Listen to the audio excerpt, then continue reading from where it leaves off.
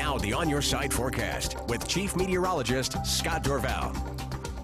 Well, the sunshine just continues around the Treasure Valley. I froze this image this morning looking from Nampa towards the Nampa Water Tower up towards the north of Boise. There's a sunrise. We had a few clouds this morning, but you might have seen some of the streaks in the sky. That was that smoke in the higher altitudes. You put this into motion, you can kind of see this kind of streaming on by. It's tough to notice. It almost looks like clouds, but now the sky getting deeper blue as the day goes on. Of course, that's the sun also being higher in the sky, but we were certainly cleaning out the air mass as the winds came in from the northwest. What a beautiful view today. And that time lapse and crystal clear skies continuing at this hour. A view of Kleiner Park and Meridian shows blue skies up around Boise as well, and a bit of a breeze out there, definitely on the cooler side with that wind blowing. And what a change in temperature. Instead of being near 90, we're at 77, and the humidity hasn't really come up all that much. It's a pretty dry air mass moving in. Northwest 15, gusting to around 29 miles an hour. You can see the trees here rustling outside of Kleiner Park here at the village at Meridian.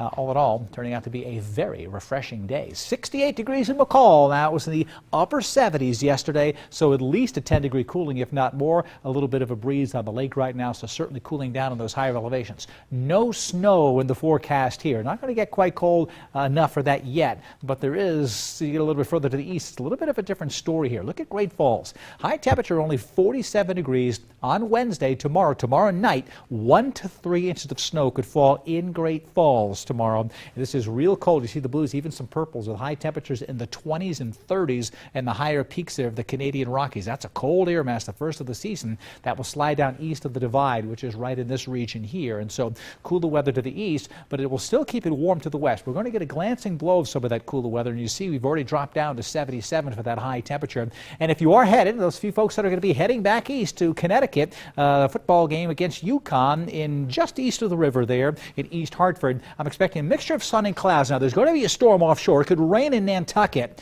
but yet be partly cloudy. So if that storm backs in, it's a more difficult call along the east coast when you get storms along the coast.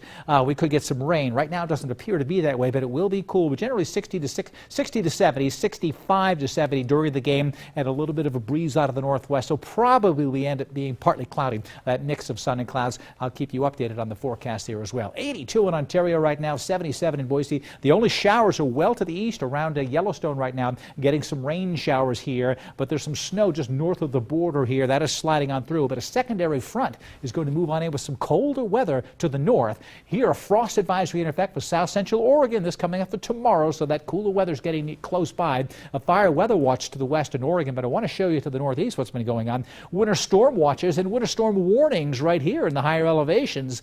Pretty amazing for this time of year. Winter weather advisories, and I guess it's not that amazing. It's fairly typical to get these cold fronts come through during the month of September. A little bit on the early side, and you'll see here, this is a secondary front. This is snow falling up here. This is where the real cold air is, and that's going to slide on down to the south and to the east. But as it does, it will cause warmer weather to move up into the west. I want to show you Billings here. Drops to 48 on Thursday, while it is 95 degrees in Medford. So a huge difference, and we are sitting with temperatures in the lower 70s. So, Treasure Valley forecast coming up for tomorrow.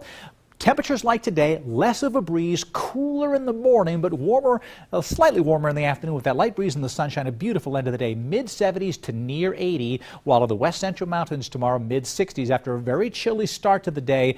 Gorgeous weather in Boise County as well with temperatures in the 70s. A lighter breeze around Fairfield, nice and cool after that chilly morning. Temperatures in the 60s in Stanley and Sun Valley. And the Magic Valley tomorrow, mostly sunny and 72. A lighter wind. You've got a good breeze in the Magic Valley now. That will settle down tomorrow. My underside extended forecast still calling for the coolest day to be breezy on Thursday, only 72, but an absolutely stellar weekend coming up with temperatures on the lower to mid 80s and cool mornings. It's gorgeous. Great timing. It's incredible timing. By the way, Friday morning, a slight chance for frost in the coldest locations. It's probably not going to kill your garden. Okay.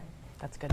Frost, we're talking about that already. Okay, smartphones are getting bigger, but Apple has a new idea for wristwatches. We'll show you what the tech giant has on the horizon up next.